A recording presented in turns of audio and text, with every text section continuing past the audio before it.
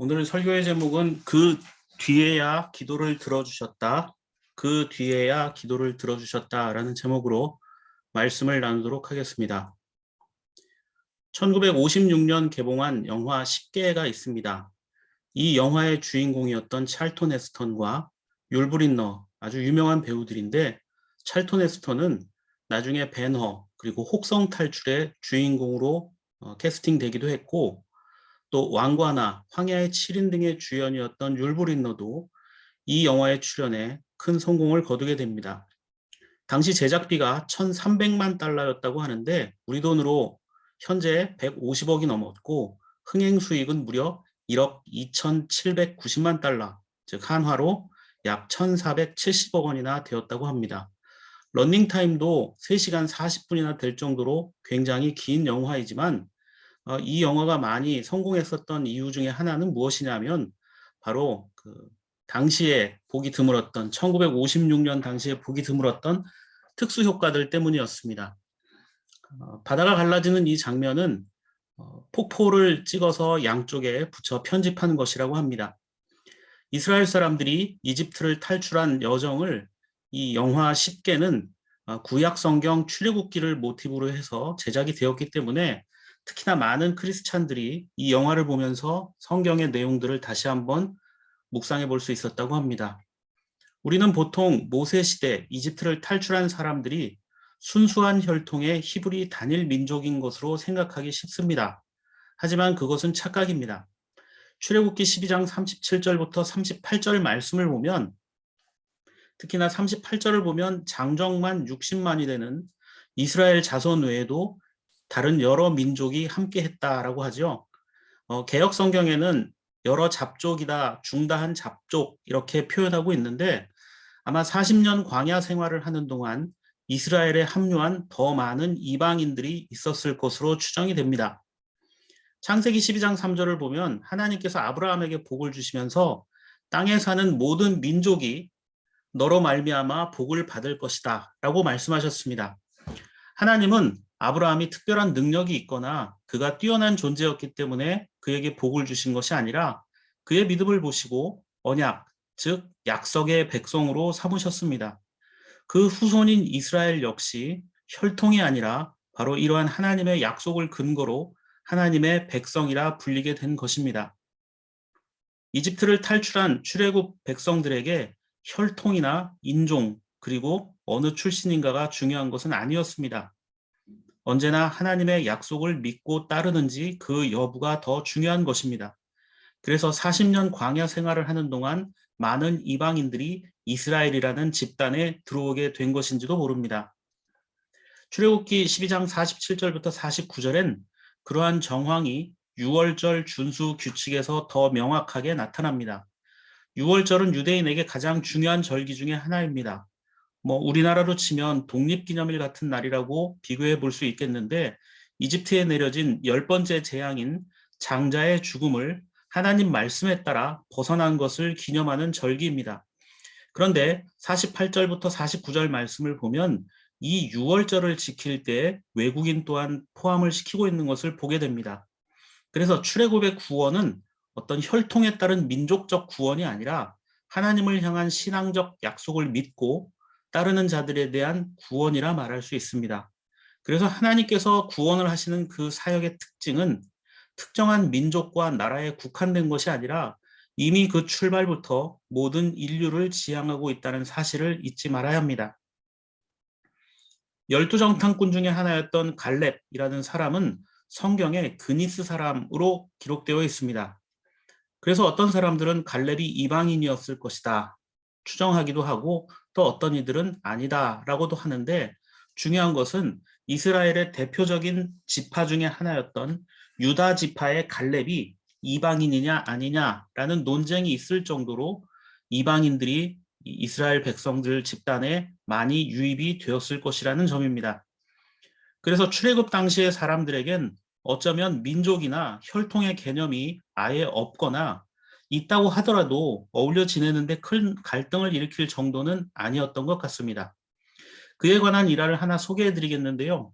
구약 성경 여호수아 9장에는 이스라엘 족속이 가나안을 정복하려 할 때 이방인들을 받아들이는 사건이 등장합니다. 여호수아 9장 1절과 2절을 보면 이스라엘 사람들이 이제 요단강을 건너 가나안 땅에 들어가려고 할 때 그것을 막으려고 했던 이 가나안 지역에 있던 6족속의 가나안 동맹군이 등장합니다. 이제 전쟁이 일어나기 직전인데 1절을 보면 여러 부족들이 등장하죠. 그런데 그 중에 히위 사람이라고 있습니다. 이 히위족 중에 이 히위족에 속한 지역 중에 기브온이라는 곳에 살던 사람들은 이스라엘과의 싸움보다는 이스라엘과 협상을 통해서 자신들의 어떤 지역을 보존하고 생명을 유지하고자 했습니다. 그래서 이 동맹에서 이탈을 해서 여호수아에게 화친을 제안합니다. 어떻게 보면 일종의 배신 행위를 하게 된 것이죠. 당시 그 정황들을 살펴볼 수 있도록 지도를 보시면 여러 부족들이 머물러 있었던 지역이 나오는데요. 우선 이곳이 나중에 예수님께서 복음을 전하실 때 활동하셨던 갈릴리 호수입니다. 호수가 워낙 커서 바다라고도 불립니다. 그리고 호수를 따라 난 강이 바로 요단강이고 이 요단강이 끝나는 곳에 바로 사해가 있습니다. 요단강을 중심으로 서쪽을 가나안이라고 부릅니다. 그리고 요단강 건너편, 즉 동쪽에 이스라엘이 이제 가나안에 들어가기 위해 준비를 하고 있었습니다. 자, 가나안 동맹군 중에 히위 족속에 속한 이 기브온은 바로 이곳에 위치하고 있었는데 이 기브온 사람들이 여호수아에게 찾아옵니다. 그 내용이 여호수아 9장 3절과 4절에 등장하는데 히위 사람인 기브온 주민들 이렇게 되어 있죠. 이 사람들은 이스라엘과 싸우기보다는 차라리 그들과 화친을 맺어서 자신들의 도시를 보존하는 법을 찾게 됩니다.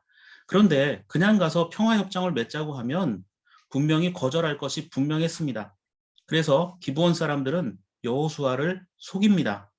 자신들도 먼 곳에서 이스라엘 사람들에게 합류하러 온 사람들처럼 보여서 화친을 맺는 데 성공합니다. 이때 여호수아가 실수를 했습니다. 통상 이런 경우에는 하나님께 물어야 하는데 하나님께 묻지 않고 그들의 어떤 말과 그들의 행색을 보고 그냥 받아들인 겁니다. 그래서 결국 이것이 불행의 씨앗으로 남게 되는데 화친 후에 이 기브온 사람들이 가나안 땅에 사는 멸절해야 하는 족속임이 밝혀져서 이스라엘 사람들 사이에 논쟁이 벌어지게 되지만 이미 하나님의 이름으로 맹세한 약속이라 결국 그들을 살려두게 됩니다. 그래서 26절과 27절을 보면 여호수아는 어쨌거나 약속이 된 사람들이기 때문에 이 기브온 사람들을 살려두면서 이스라엘 사람들을 위해서 나무를 하고 물을 깃는 노역을 시키게 되고 종의 신분이 되어서 목숨을 보존할 수 있었습니다. 그런데 여호수아 시대부터 이어져 내려오던 이런 화친 조약이 깨지는 사건이 벌어집니다. 이스라엘의 첫 번째 왕이었던 사울은 하나님의 이름으로 맺어진 화친 조약을 깨고 일종의 인종 청소를 실시해서 많은 기브온 사람들을 학살합니다. 이로 인해서 기브온 사람들은 사울 왕을 향해 복수의 날을 기다리고 있었습니다. 그런데 보복할 기회도 없이 사울이 죽고 다윗이 왕이 되면서 완전히 바뀌어버렸어요. 이제 기브온 사람들은 더 이상 복수할 대상을 찾을 수가 없게 되자 이렇게 끝나는 줄 알았습니다. 이 기브온 사람들의 억울함을 풀지 못하고 이 사건이 이렇게 무마되나 싶었는데 엉뚱한 곳에서 문제가 터졌습니다. 다윗이 왕이 되었는데 이상하게도 3년 동안 가뭄이 지속되었습니다. 당시의 상황을 오늘 본문인 사무엘하 21장 1절과 2절이 말하죠. 3년 동안 흉년이 들자 다윗은 하나님께 묻습니다. 그러자 돌아온 답변은 사울이 왕으로 있으면서 여호수아 시대부터 300년 이상 이어져 오던 300년 이상 오랫동안 이어져 오던 그 약속을 파기하고 그들을 학살했기 때문이다라는 것입니다. 자, 성경에서 약속을 맺는다는 것은 굉장히 중요한 것이죠. 하나님께서도 사람들을 구원하실 때, 아브라함과 통해서도 약속을 하셨고, 모세를 통해서도 약속을 하십니다. 약속은 굉장히 중요한 것인데, 사울은 그 약속을 어기고 자신의 입맛에 맞게 살았던 겁니다. 전국적인 가뭄의 원인이 바로 이 약속의 파기, 그리고 인종 청소에 있었다는 것을 알게 된 다윗은 이 사울 왕에 의해 학살당한 기브온 사람들의 원한을 풀어주기 위해 대화에 나섭니다. 기브온 사람들을 불러서 무엇을 원하는지 물어보자 기브온 사람들은 물질적 배상이나 뭐 이런 것들을 원하는 것이 아니라 사울이 통치하던 시대에 자신들이 당했던 것처럼 똑같이 보복하기를 원합니다. 그런데 이미 사울은 죽었기 때문에 살아있는 사울의 후손들을 죽여서라도 복수하겠다라고 이야기를 합니다. 그런데 이런 제안을 다윗도 내심 거부하지 않았습니다. 아마도 정치적인 안정을 도모하고 반란 세력을 잠재울 일석이조의 효과가 있을 것이다 라고 기대했던 것 같습니다. 성경을 보면 별다른 고민 없이 사울의 첩이었던 리스바 사이에서 태어난 아들 둘과 사울의 딸이 낳은 아들 5명, 그래서 도합 7명을 기브온 사람들에게 넘겨주고 기브온 사람들은 드디어 사울의 후손이었던 이 7명을 목매서 죽여버리게 됩니다. 이로써 복수국의 대단원이 끝이 나고 3년 동안 내리지 않던 비가 내리게 되었을까요? 아닙니다. 하나님은 여전히 다윗과 그가 다스리는 땅에 아무런 응답도 주시지 않았습니다. 사울 가문의 7 남자가 죽으면서 또 다른 억울함이 생겼기 때문입니다. 사무엘하 21장 10절 말씀을 보면 7명이 살해되고 죄인 취급을 받던 그들의 시신은 정식으로 장례도 치르지 못하고 방치된 상태에서 썩어가고 있었습니다. 그런데 2 아들을 잃은 어머니 리스바, 즉 사울의 첩이었던 리스바는 자신의 2 아들이 죽었잖아요. 그래서 그 2 아들의 시신을 곁에서 지키면서 공중의 새들, 또 밤에는 들짐승들을 몰아내면서 처절한 사투를 벌이게 됩니다. 죽은 자식의 시신을 지키는 어머니의 심정이 어떠했을까요? 더구나 그 시신이 썩어가고 있음에도 불구하고 온전한 장례를 치르지 못하고 있는 이 상황, 더군다나 죄인의 어머니라는 그 비난 때문에 아무것도 할 수 없었던 리스바가 할 수 있는 것, 그것은 그저 죽은 아들들의 시신을 지키는 것밖에 없었습니다. 그런데 이런 리스바의 이야기가 소문을 타고 마침내 왕이었던 다윗의 귀까지 들어갑니다. 그리고 이 이야기를 들은 다윗이 사울 왕의 세력을 배척하고 또 기브온 사람들을 달래서 정치적인 안정을 도모하려 했던 자신의 계획을 바꾸게 됩니다. 13절과 14절 말씀을 보면 다윗은 사울 왕과 그 아들 요나단의 뼈를 우선 블레셋 사람들에게서 찾아옵니다. 내부적으로는 반대가 많았을 법한 일입니다. 왜냐하면 이전 왕권에 어떤 복권을 시켜주는 겁니다. 사면 복권을 시켜주는 겁니다. 자, 다윗이 이런 행위를 했을 때 기브온 사람들도 자신들이 보복하고 살해한 아들과 손자들의 뼈를 돌려보내서 장례를 지내게 해줍니다. 그래서 베냐민 지파의 땅에서 묘를 쓸 수 있도록 해주게 됩니다. 그러자 그렇게 한 이후에 14절의 끝은 그대로 한 뒤에야 하나님이 그 땅을 돌보아 주시기를 비는 그들의 기도를 들어주셨다. 이렇게 마치게 됩니다. 자, 인간의 일이란 이렇습니다. 한쪽에서 승리의 노래를 부르며 보복의 칼을 휘두르면 반드시 누군가가 슬픔의 자리로 내몰리는 이들이 생기기 마련입니다. 사울이 이스라엘 백성을 사랑해서 기브온 사람들을 학살했을 때 그들의 눈물이 결국은 다윗이 왕이 되었을 때의 원통함으로 나타났고, 또 다윗이 기브온 사람들의 원한을 풀어주기 위해서 7명의 사울의 후손들을 죽게 놔두었을 때 또 리스바라는 아들을 잃은 한 여인의 슬픔이 하나님 앞에 또 이어지게 되었다라는 겁니다. 삶의 방식은 다르지만 아픔 없이 이 세상을 살아가는 사람이 있겠습니까? 진정으로 누군가의 눈물을 닦아줄 수 있는 사람이야말로 하늘을 움직이는 자이며 기적의 사람이 아니겠습니까? 자, 이러한 상황들 속에서 다윗은 지혜롭게 행동을 하게 됩니다. 오늘 많은 사람들이 마태복음 4장에서 예수님을 시험했던 마귀처럼 돌을 빵으로 만들 그 누군가를 갈구합니다. 또는 내가 좋아하거나 지지하는 어떤 사람이 이 돌을 빵으로 만들 수 있을 것 같다라고 외치기도 합니다. 그러나 사람들이 꿈꾸고 만들어가는 세상은 불의와 죄악과 눈물뿐입니다. 이런 세상의 유혹을 예수님은 거절했습니다. 그러면서 사람이 빵으로만 사는 것이 아니다 라고 말씀하셨습니다. 그것은 인간의 존재가 결코 어떤 물질의 하수인이 될 수 없으며 인간의 고통과 괴로움을 비용이나 투자로 간단히 해결할 수 없다라는 겁니다. 인간의 삶은 그렇게 단순한 게 아닙니다. 그렇게 리스바와 같은 심정으로 살아가는 사람들의 정서와 아픔을 헤아리지 않고 행해지는 어떤 판결, 정책, 투자, 개발, 상대의 입장을 배려하지 않는 친절과 호의는 결국 자기만의 만족이며 또 다른 폭력일 뿐입니다. 우리는 뉴스가 벌어졌을 때, 어떤 안타까운 인명사건이 일어났을 때 그 남은 유가족들이 눈물 흘리는 장면을 보면서 보상금이 얼마가 될 것이다, 보험금이 얼마가 나올 것이다 라는 그 기사들을 보면서 혀를 찰 수밖에 없습니다. 왜 사람의 목숨을 물질로, 어떤 돈으로 계산하려 하는지 답답하기 때문입니다. 인간은 세상의 그 어떤 곳으로도 계산할 수 없는 소중한 존재이기 때문에 그러한 기사들을 볼 때마다 마음 한켠이 무거워질 수밖에 없는 것입니다. 자, 가장 근본적인 문제는 무엇일까요?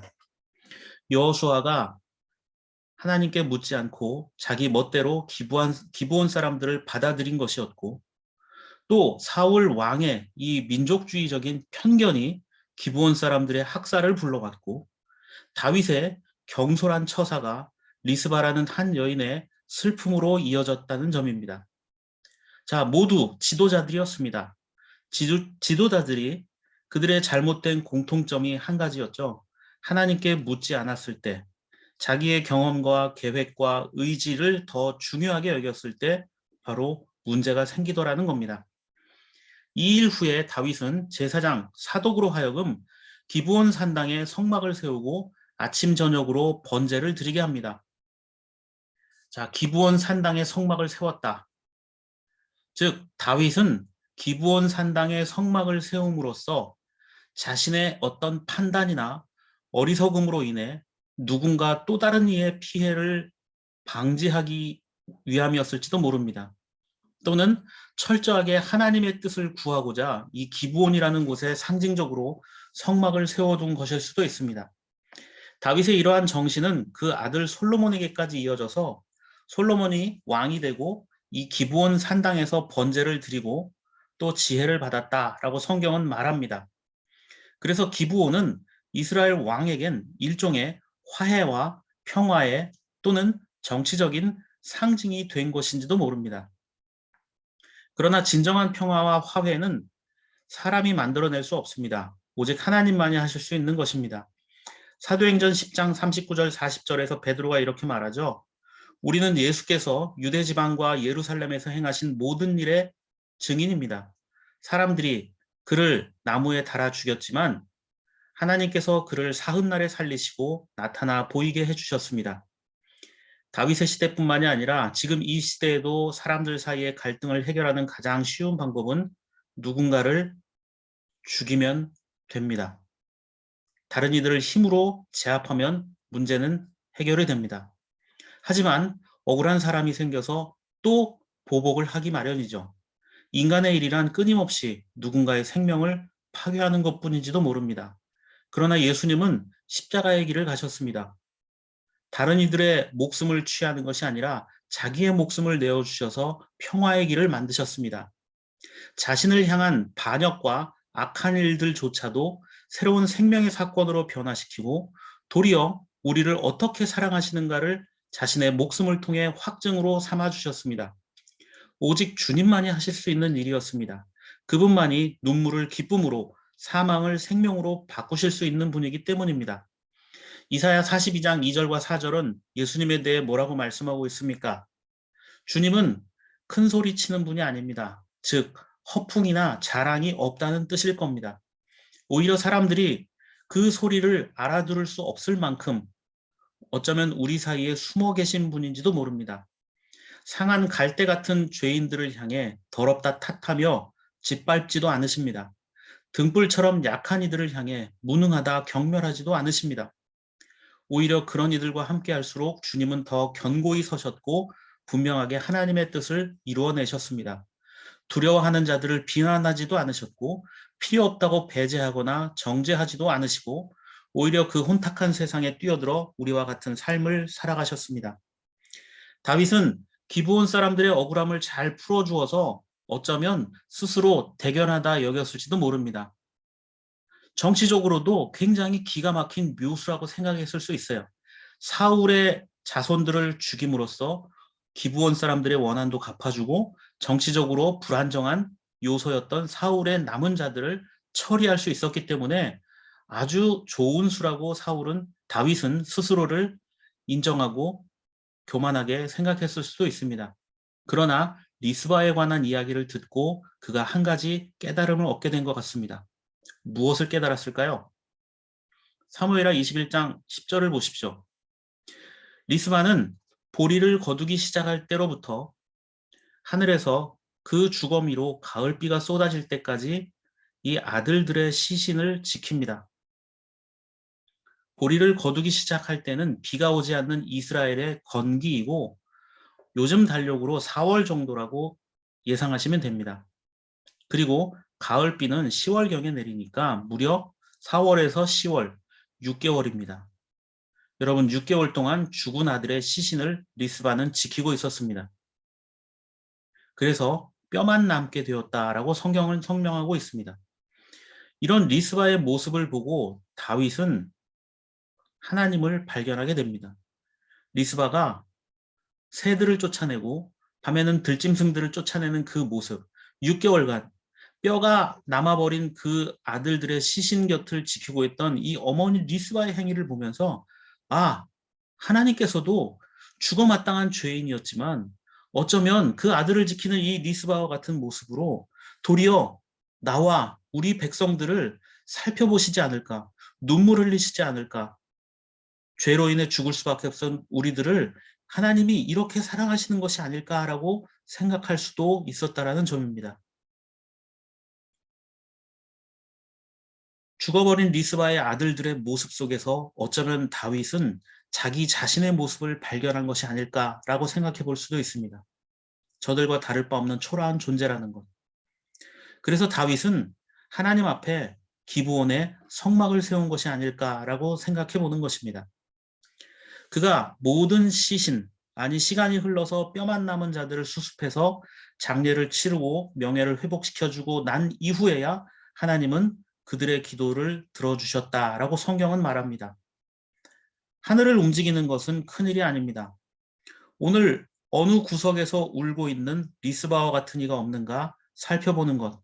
그것이 바로 교회와 믿음의 사람들이 해야 할 사명 중에 하나가 아닐까라고 생각됩니다. 큰일을 할 필요는 없습니다. 그 옆을 지켜주는 것이면 됩니다. 여호수아는 방심을 했고 사울은 편견에 빠져 있었고 다윗은 정치적 계산을 했습니다. 그런데 우리는 그렇게 살아서는 안 됩니다. 하나님의 마음을 생각하며 기브온에 성막을 세웠던 다윗처럼 혹여라도 우리의 말과 행동으로 인해 누군가에게 상처와 아픔을 주지 않을까 돌아볼 수 있는 삶이 되기를 바랍니다.